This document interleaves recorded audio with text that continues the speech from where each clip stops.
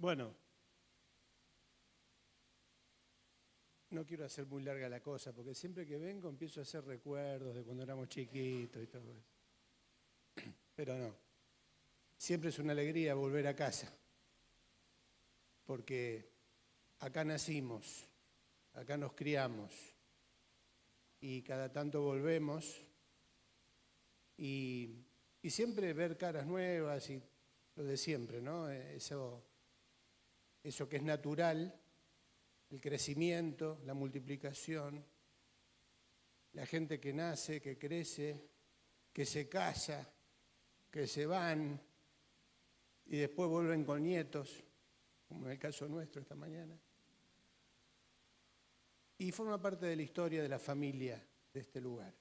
Así que por eso estamos agradecidos y contentos de volver a ver a las viejas caras, arrugadas, canosas, con poca chapa, pero todavía están fieles, están ahí, permanecen en el Señor y le sirven. Y bueno, por eso siempre es una alegría. ¿Qué les parece si oramos por la palabra? Padre, estamos muy agradecidos de estar en este lugar y poder abrazarnos y poder disfrutar de la comunión unos con otros, pero especialmente agradecidos porque creemos que tú estás aquí.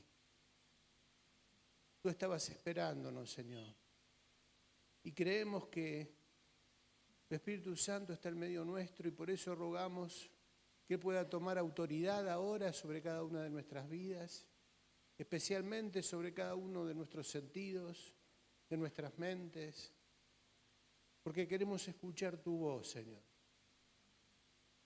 Es lo único que necesitamos. En medio de tantas voces, queremos escuchar la tuya, Señor. Por eso te rogamos, Espíritu Santo, que tú estés obrando en cada uno de nosotros y ayudándonos a discernir tu voluntad para nuestras vidas. Lo rogamos en el nombre de Jesús. Amén. Apocalipsis capítulo 3, del versículo 1. Hay un mensaje allí para una iglesia, una de las 7 iglesias de Apocalipsis. Es necesario, antes de leer este pasaje, hacer una especie de introducción.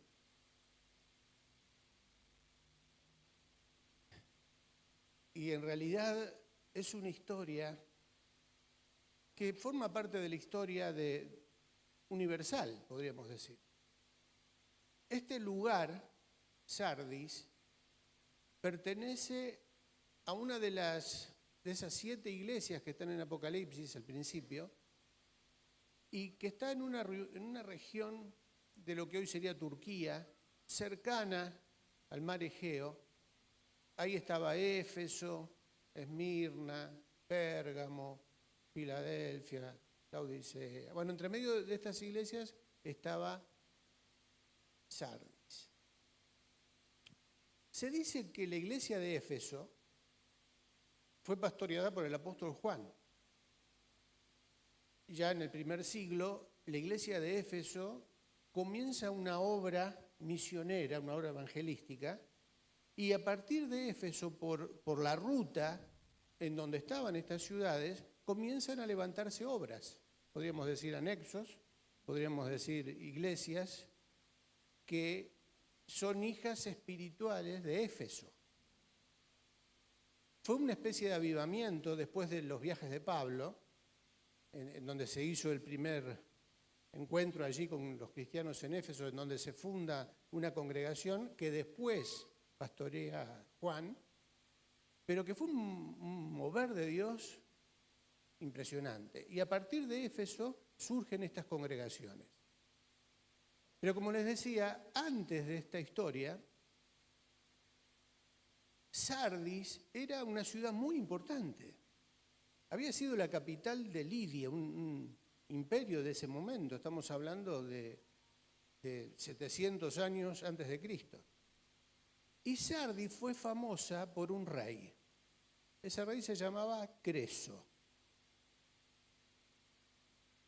Creso era uno de esos reyes que sobresalieron, porque aparte en Sardis había mucho oro. Por Sardis pasaba un río que uno iba, y vieron esa técnica de sacar del agua con una bandejita así, para que decante la arena y todo eso y quede el oro. Bueno, cualquiera que bajaba al río de Sardis conseguía oro. Por lo tanto, Sardis fue una ciudad muy próspera, muy rica. Había un dicho que, como acá se dice, este tiene más plata que,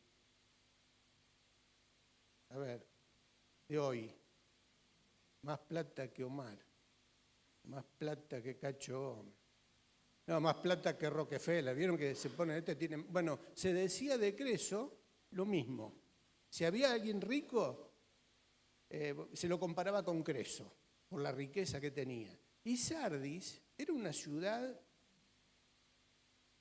muy especial, porque aparte estaba protegida por la naturaleza en una zona donde había un cerro amurallado y con unas pendientes, con unos barrancos que eran muy difíciles de acceder. Solamente se podía acceder por una parte y por lo tanto ese lugar se consideraba inexpugnable. O sea, no había ejército que pudiera conquistar Sardis, porque tenía un fuerte muy bien diseñado y entonces, bueno, también daba seguridad cuando aparecía algún enemigo. Por esa razón Sardis sobresalía del resto porque, bueno, estaba en un punto estratégico, bien protegida, con mucha prosperidad, con mucha riqueza.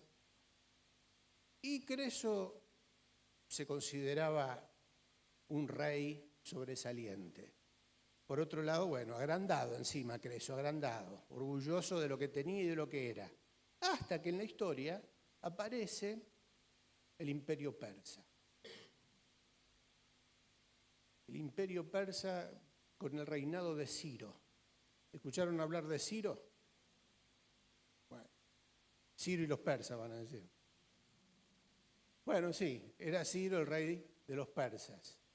Y estaba avanzando, estaba también creciendo en su poderío, conquistando tierra. Y Creso, el agrandado, se entera de que Ciro andaba por ahí y va a consultar al oráculo de Delfos, a pedirle alguna pitonisa del oráculo que le diga a ver qué tenía que hacer. Resulta que después de la consulta, Creso baja entusiasmado porque la pitonisa le había dicho: cruza el río Jalis y destruirás un gran imperio.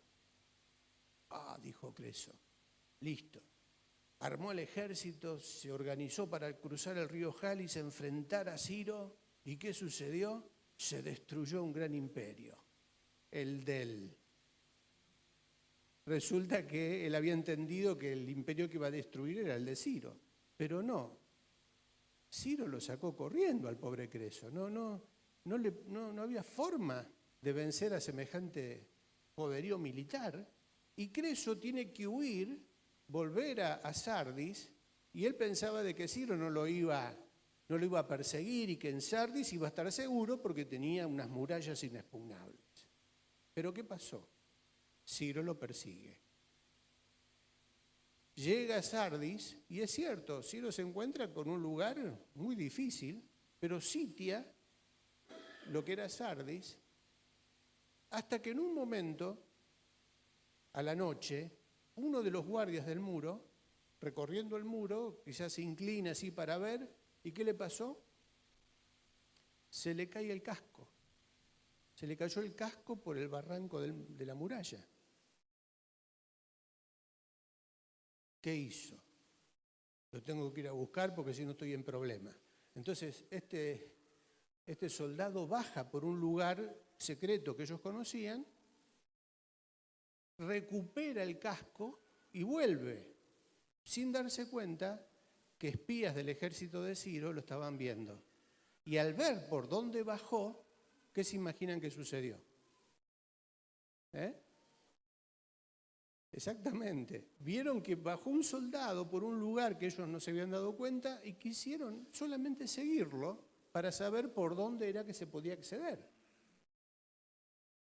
Cuando todos estaban durmiendo esa noche, inclusive los de la guardia, porque pensaban acá, ¿quién va a subir? No sube nadie, vamos a descansar, vamos a hacer una siestita.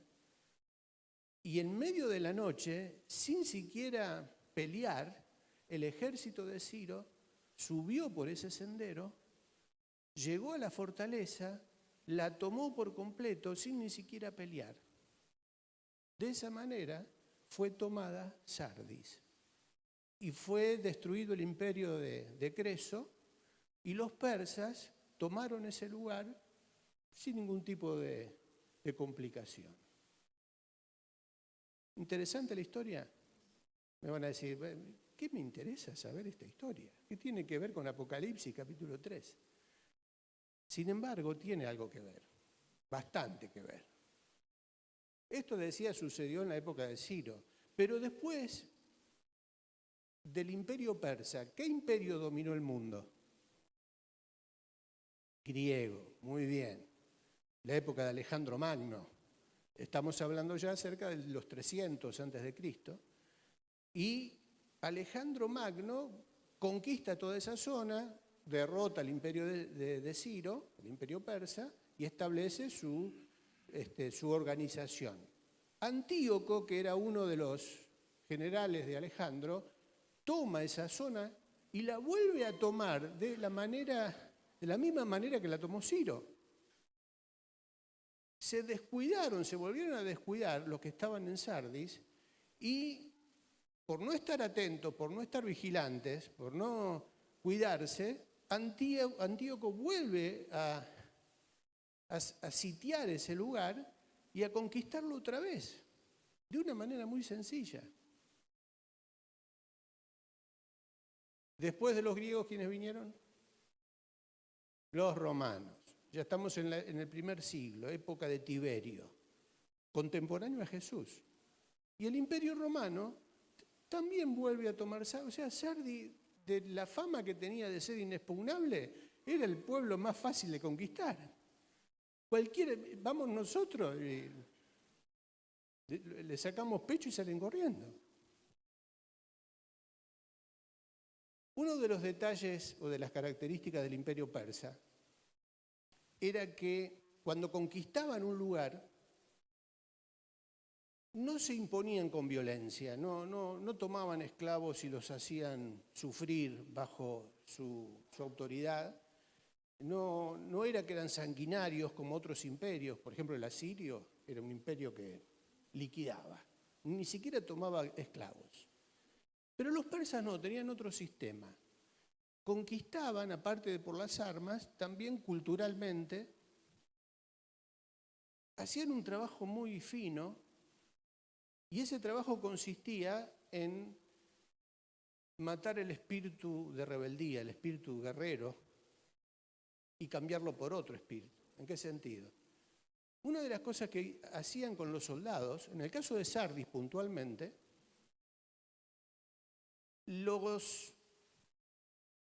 les sacaban toda la vestimenta, toda la forma de equiparse para la guerra y les cambiaban hasta, por ejemplo, el calzado. O sea, el calzado que ellos tenían para andar en esos cerros, que eran especiales, reforzados, ¿no?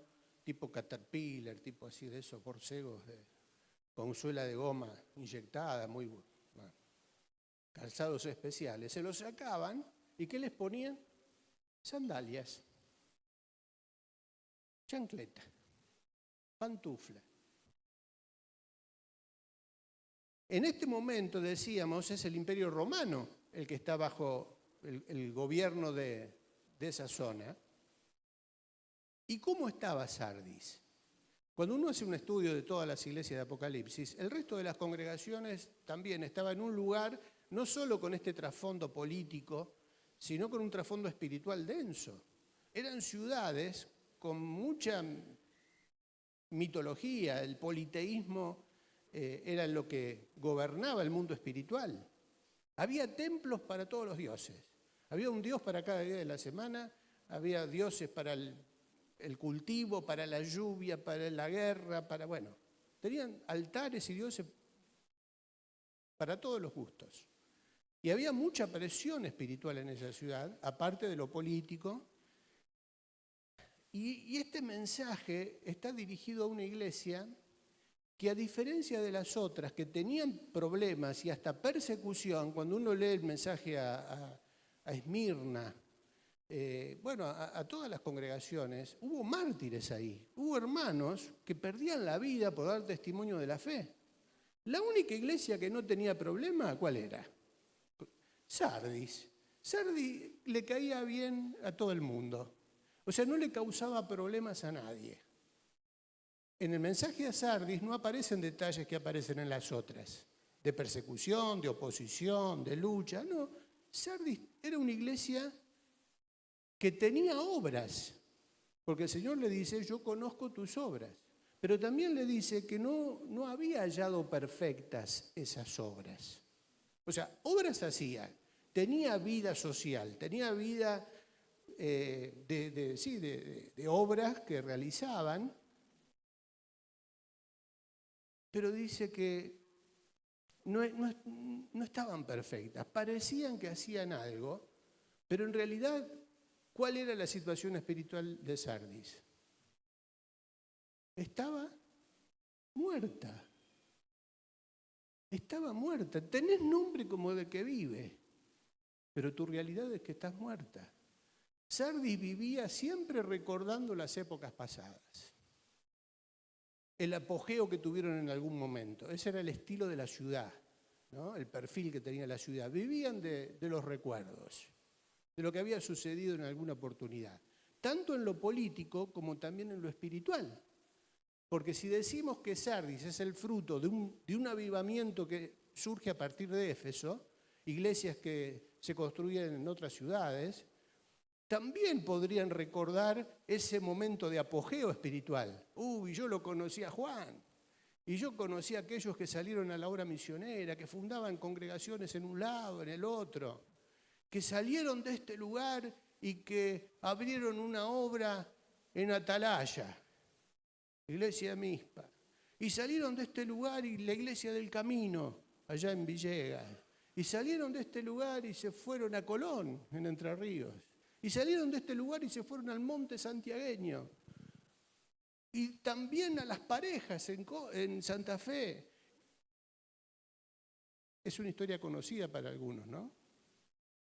Un momento en donde la iglesia tuvo un mover de Dios y en este lugar la gente caía bajo la unción del Espíritu Santo. Se oraban por los enfermos y había milagros. Aparecían personas endemoniadas y eran liberadas.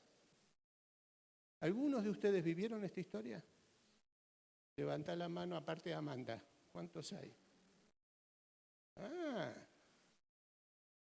Acá en este lugar pasó eso.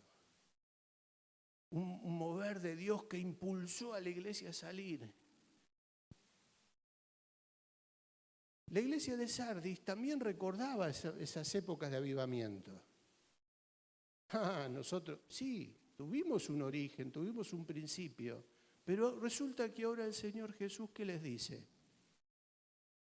Tuvieron un momento en la historia, un origen, un mover, y piensan que con eso ya ustedes están en una situación envidiable, pero saben que están muertos.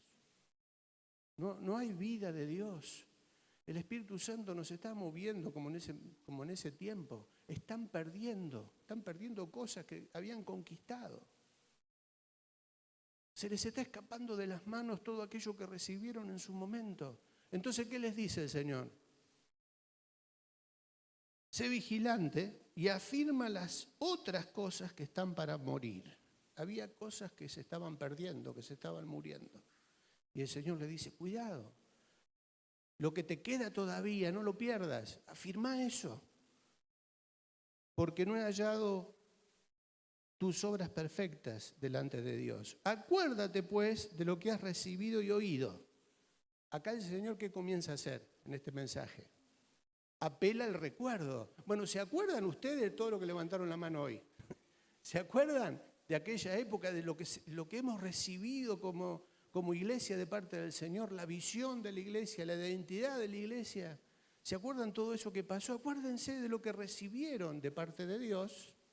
¿Qué más? Acuérdense pues de lo que has recibido y oído y guárdalo. En este lugar tuvimos el privilegio de, aparte de recibir de parte de Dios todo ese mover, también una identidad en cuanto a la palabra de Dios, ¿no? A los fundamentos de la fe, de haber sido educados, guiados, enseñados por el pastor que en ese momento tenía ese don de enseñanza y formó a la iglesia y formó líderes y formó obreros para que esos obreros salgan a hacer la obra misionera. Fue la identidad de este lugar también. Creo que es la identidad de este lugar. Acuérdense, recuerden, acordate de eso. Afirmá, guardá todo eso y arrepiéntete. ¿Qué es arrepentirse? ¿Saben el significado de arrepentimiento? El término. ¿Qué significa arrepentirse o tener arrepentimiento? ¿Es lo mismo arrepentimiento que remordimiento? ¿Qué es el remordimiento? Tiene que ver con algo que sentimos, ¿no? Algo emocional. Nos duele. Nos sentimos mal, culpables porque hicimos algo malo. Pero cuando hablamos de arrepentimiento, es eso, pero aparte tiene que ver con modificar la conducta, cambiar la dirección. Es volverse. Bueno, estaba yendo por acá, estaba yendo mal. Arrepiéntete, cambia el rumbo. Si estaba yendo para acá y estaba mal, recordá, pensá, reflexioná y date cuenta de que ahora es necesario cambiar la dirección e ir por el camino correcto. Arrepiéntete, dice el Señor, pues si no velas, vendré sobre ti como ladrón y no sabrás a qué hora vendré sobre ti. Como los enemigos de Sardis en la época de los muros de aquella muralla, de aquel lugar protegido. No te vas a dar cuenta. Y voy a entrar, así como entraron los persas, voy a venir sin que te des cuenta. Y ya no va a haber más tiempo. Perdimos la oportunidad por no estar vigilantes, alertas, despiertos. ¿Nos entiende mejor la carta a Sardis, conociendo el trasfondo? El Señor usa términos que tenían que ver con su realidad y con su historia.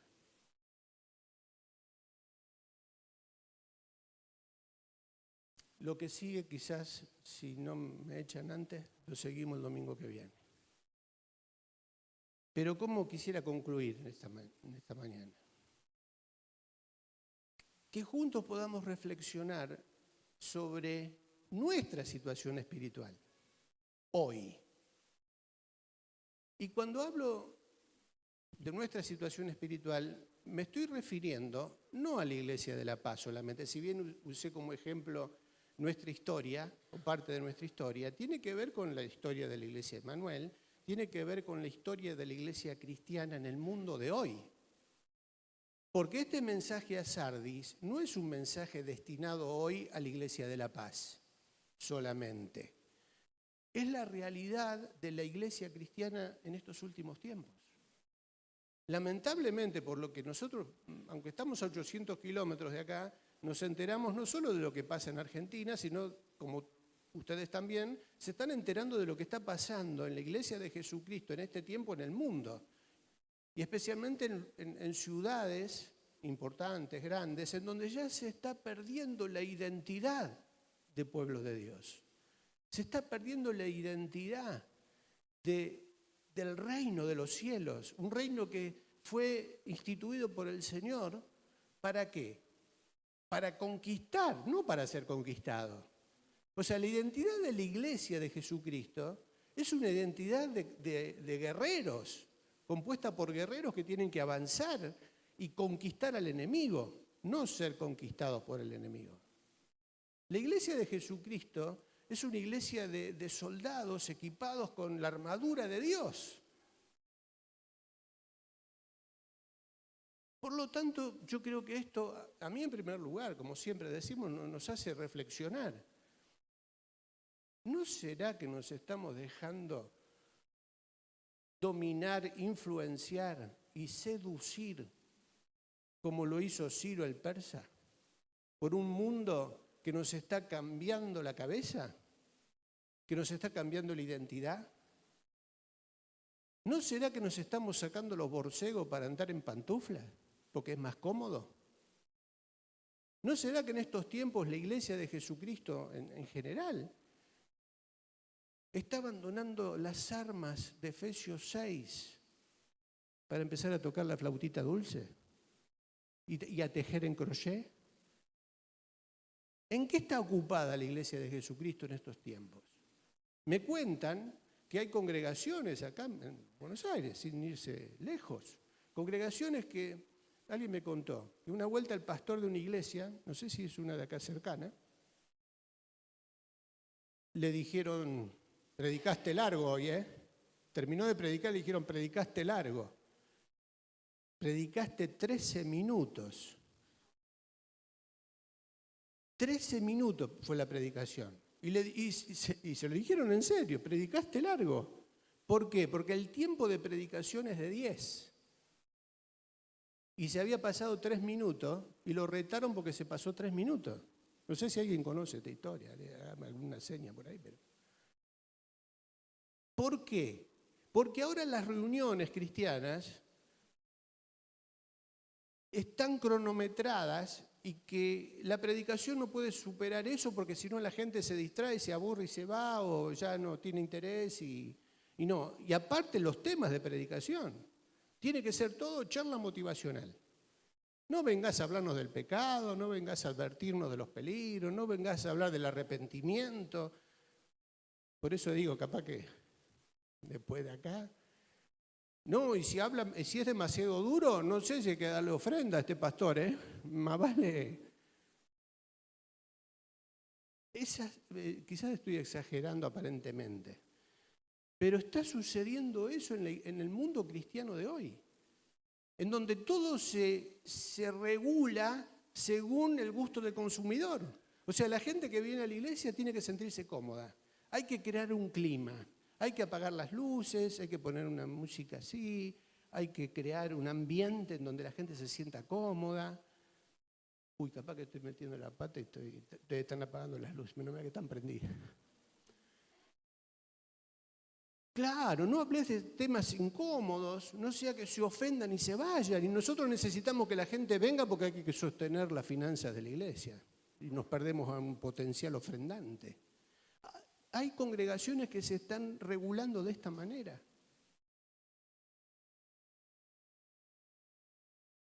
¿Por qué? ¿Por qué estamos bajando las armas? ¿Por qué estamos bajando nuestras banderas? ¿Qué está pasando? ¿No será que, sin darnos cuenta, nos estamos dejando seducir por un mundo que nos impone sus criterios para que todo marche bien? ¿Para qué vas a confrontar con la sociedad, con los políticos, con la cultura de esta época? ¿Para qué te vas a meter en problemas?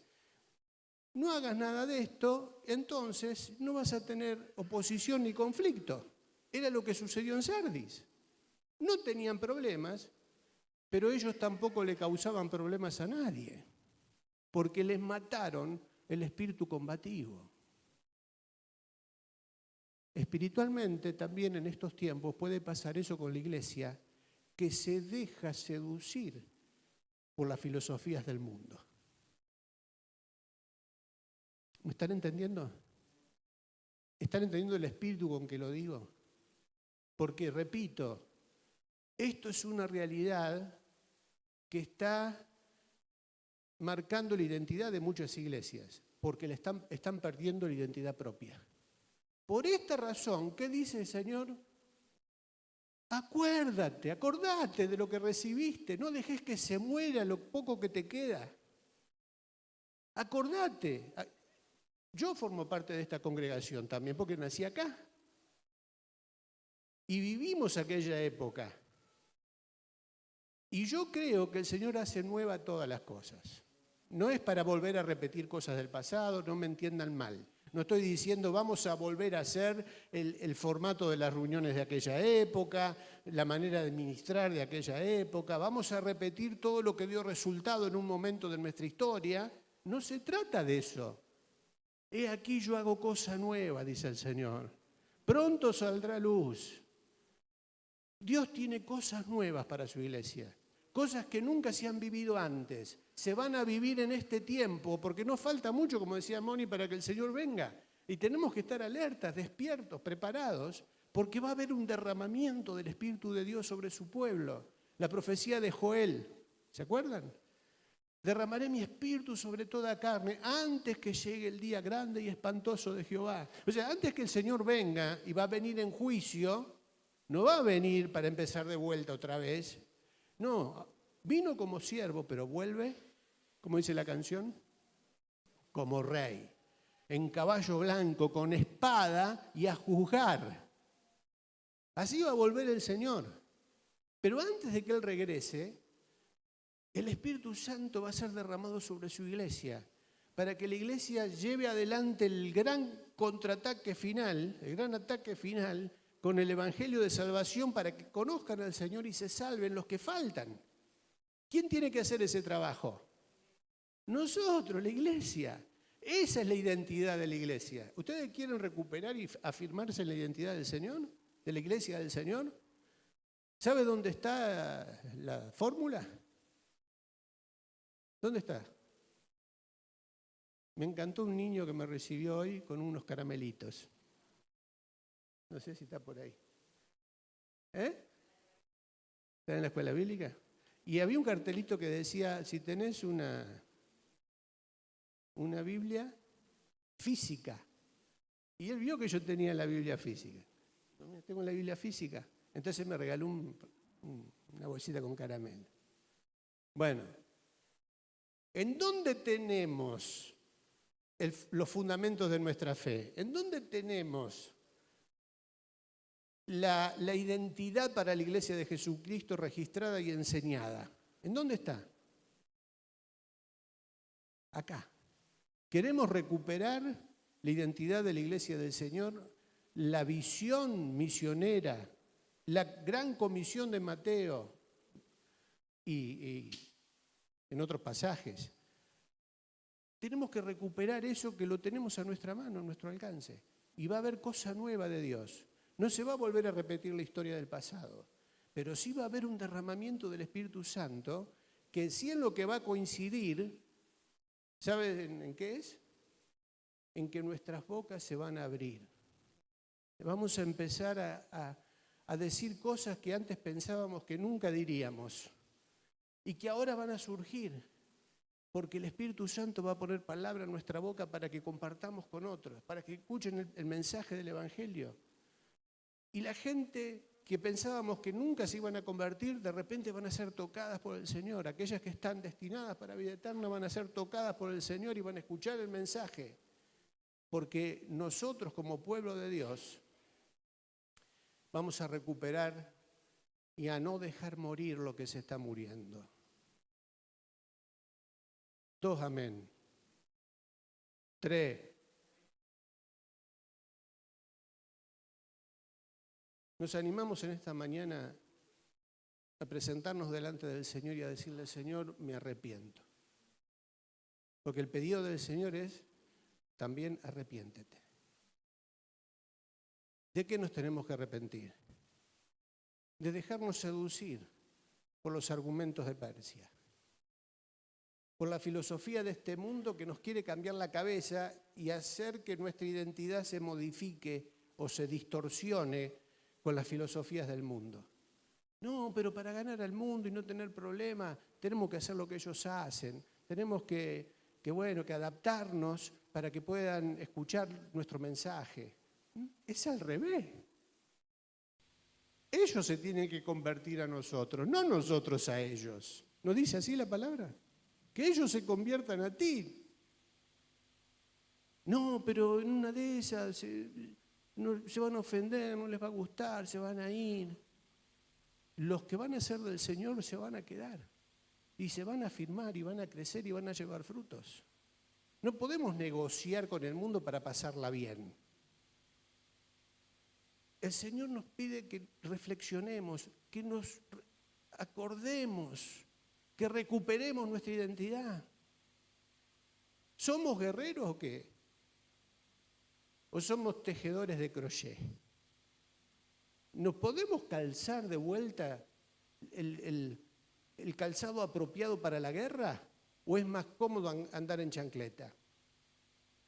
¿Saben lo que son las chancletas? Yo estoy usando una jerga muy... Bueno, las pantuflas, las ojotas, ¿la qué? ¿Unas chanclas? Claro, es más cómodo. ¿Qué te vas a preparar para caminar por caminos así difíciles? Es complicado. Anda cómodo, ponete un calzado cómodo. Y claro, nunca vamos a escalar ningún muro para conquistar si nos vestimos de esa manera. El Señor nos está llamando a todos en este tiempo a que recuperemos esa identidad, a que busquemos afirmarnos en el Señor, en todo lo que hemos aprendido, en todo lo que nos ha mostrado, y a volvernos a ejercitar para la guerra, a vestirnos con la armadura de Dios. ¿Cuántos en esta mañana estarían dispuestos a formar? Porque esto es lo que sigue después, ¿no? Habla de un remanente. Dice, a pesar de que esta es tu realidad, yo he encontrado en medio de ti algunas personas, pocas, no muchas.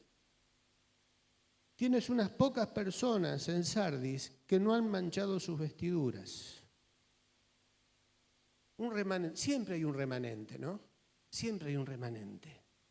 Yo anhelo que en esta mañana, en este lugar, pueda haber también un remanente que le diga, Señor, yo ya no quiero pertenecer a ese grupo que fue seducido por el enemigo. Quiero recuperar lo que este mundo me ha robado. Quiero afirmarme en tus caminos, quiero volver a equiparme con las armas que tú nos dejaste. Y quiero pasar de ser un conquistado a ser un conquistador. Me arrepiento, Señor. No sé si en esta mañana, en este lugar, hay alguien que ha vivido siempre en el mundo, conquistado, dominado, influenciado, y hoy tiene la posibilidad de conocer a este Jesús que nos da este mensaje. ¿Y qué nos pide? Arrepiéntete. Arrepentite, cambia. Tenés la oportunidad hoy de cambiar tu estilo de vida. Es cómodo, es agradable, no es complicado, no te genera problemas con nadie.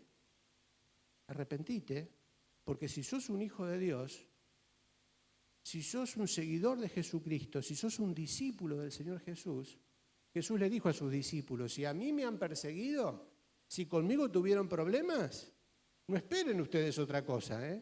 A ustedes también les va a suceder. Si no sucede, hay algo que no está bien.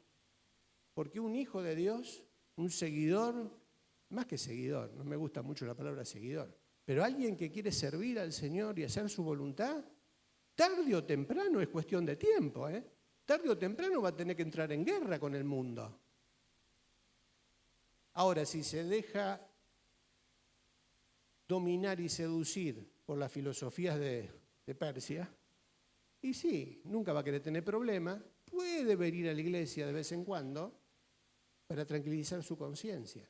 Pero si es alguien que quiere servir al Señor, y bueno, hay que ponerse el calzado apropiado, tomar las armas apropiadas y volver a resucitar ese espíritu combativo que el mundo nos está apagando. En esta mañana se animan a decirle al Señor, Señor, yo quiero ser parte de ese remanente. Ya no quiero seguir una vida religiosa aburguesada, porque nos acostumbramos a la burguesía de la religión. No, yo quiero ahora hacer y ir a donde tú me quieras llevar. Así como en aquel momento de la historia de esta congregación, muchos salieron a abrir obras en otros lugares. Señor, yo también quiero ir a donde tú me quieras llevar, o hacer aquello que tú me quieras dar para que yo haga. en este lugar o donde sea, se animan a decirle al Señor, Señor, aquí estoy. Me arrepiento, Señor. Perdona mi comodidad. Perdóname porque me he acostumbrado a la filosofía de este mundo que me tiene atado, me tiene cómodo. El propósito de mi vida es pasarla bien, pagar las cuotas de un plan para tener mi autito, para tener mi casita. Y nuestra vida pasa en eso, en vivir dentro de un sistema que nos mantiene cautivos, con cuerdas agradables, pero cautivos al fin. Es cuestión de decirle, Señor, yo quiero ahora volverme a ti, entregarte mi vida, una vez más, si es necesario. Aquí estoy. Me presento a ti como un sacrificio vivo, santo, agradable a Dios. ¿Se acuerdan ese pasaje? Yo les invito a que cierren sus ojos.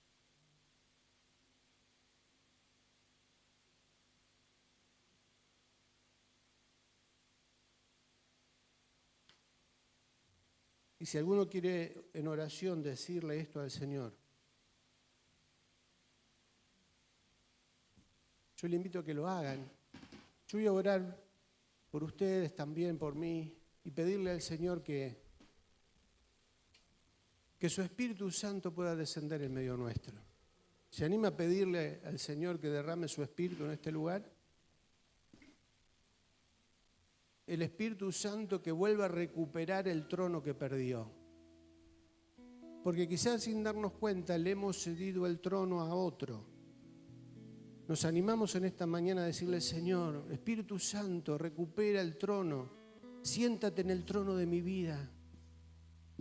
Le invito a repetir esta oración. Espíritu Santo de Dios,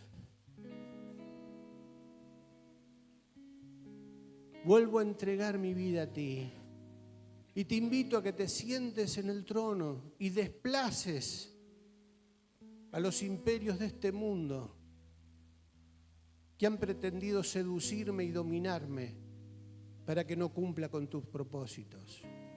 En el nombre de Jesús, echo fuera de mi vida todo engaño del enemigo, toda seducción del enemigo, toda mentira, todo argumento mentiroso que me ha estado alejando de ti y de tus propósitos, aún con textos bíblicos. En el nombre de Jesús resisto, rechazo todo lo que no sea tuyo para mi vida, porque quiero hacer tu voluntad. Padre, en el nombre de Jesús, yo te ruego, Señor, que tu Espíritu Santo descienda en medio nuestro y que toques los corazones en esta mañana, que toques los pensamientos, que ahora nuestras mentes puedan ser obedientes y ser cautivas, pero por la obediencia a Cristo. Padre, rogamos que tú tomes autoridad y que podamos, Señor, tomar conciencia del lugar en donde estamos para poder cambiar el rumbo si es necesario. Yo te ruego, Señor, que tu Espíritu Santo está haciendo la obra aquí, en este momento, en este lugar. Y antes de seguir orando, cuando sigan con los ojos cerrados, yo invito a aquellos que quieren decirle al Señor hoy, Señor, me arrepiento y quiero volverme a ti. Quiero renunciar a las comodidades que el mundo me ofrece para formar parte de ese remanente. Aquellos que quieran decirle eso al Señor, formar parte de su remanente, volver a recuperar la visión perdida, yo les invito a que se pongan de pie en el lugar donde están, con los ojos cerrados. Y Señor, juntos ahora oramos una vez más por tu Espíritu Santo.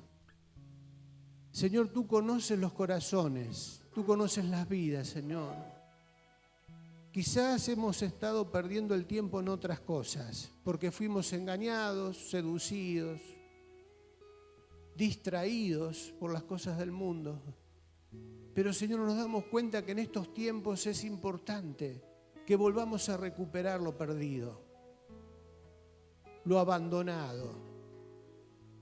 Y Señor, te pedimos que tu Espíritu Santo ahora pueda ser derramado en medio nuestro. Señor, derrama tu Espíritu Santo, renueva la visión, despiértanos, Señor, si estamos dormidos, distraídos con otras cosas. Ayúdanos, Señor, a ser vigilantes, como nos dices en tu palabra, como fue ese mensaje a Sardis. Señor, ayúdanos a recuperar y a estar atentos a las artimañas del enemigo, a los engaños del enemigo que están permeando a tu iglesia en estos últimos tiempos. Padre, ayúdanos a ser una luz en medio de las tinieblas, que podamos ser referentes para otros. Señor, ayúdanos a desbaratar toda artimaña del diablo, a poner en evidencia todas esas estrategias que están haciendo que muchos sean distraídos. Señor, que tu Espíritu Santo ponga palabra de sabiduría, palabra de ciencia, discernimiento espiritual en medio de tu iglesia. Desciende, Señor, en esta mañana, en este lugar, con tu poder. Y equípanos, Señor, equípanos de nuevo. Queremos vestirnos con todo lo que forma parte de la armadura de Dios, para poder estar atentos y resistir firmes. Pero no solo resistir, sino invadir el territorio del enemigo y robarle almas al diablo. En el nombre de Jesús, que podamos volver a ver en este lugar endemoniados que son liberados, enfermos que son sanados, esclavos de adicciones que son recuperados por el poder de tu palabra y de tu Espíritu Santo. Padre, derrámate en medio nuestro. Abre nuestras bocas, Señor, para proclamar la verdad de tu palabra, aunque a algunos les resulte incómodo, inconveniente o perjudicial. No importa, ayúdanos, Señor, a dar tu verdad en medio de tantas mentiras. Señor, derrámate en medio nuestro. Bendice a esta iglesia, Señor. Seguramente tú tienes algo nuevo, siempre tienes algo distinto. Sorpréndenos, Señor, con lo que viene de ti. Que podamos, Señor, nadar en ese río, en el que viene del cielo, no en el que nos ofrece la tierra, en el que viene de tu presencia. Señor, gracias, porque creemos que tú estás aquí. Señor, esperamos en ti, sorpréndenos, Señor. Derrámate en medio nuestro, restaura todas las cosas. Ayúdanos, Señor, a mantener vivo lo que queda y aumentar aquello que tú nos has dado en algún momento. Recuérdanos, Señor, renuévanos. Esta es nuestra oración delante de ti. Yo te ruego, Señor, que esa bendición del cielo descienda sobre mis hermanos en este lugar, en esta mañana. Bendice esta congregación, Señor. Bendice a tus siervos en este lugar, a cada uno de aquellos que ministran en tu nombre. Señor, que una unción renovada de tu trono pueda descender sobre cada uno de ellos, sobre cada uno de los que estamos aquí. Toca, Señor, a los que hoy no pudieron estar. Que tu Espíritu Santo los alcance también. Lo rogamos en el nombre de Jesús. En el nombre de Jesús. Amén. Amén. Amén, hermanos. Dios les bendiga.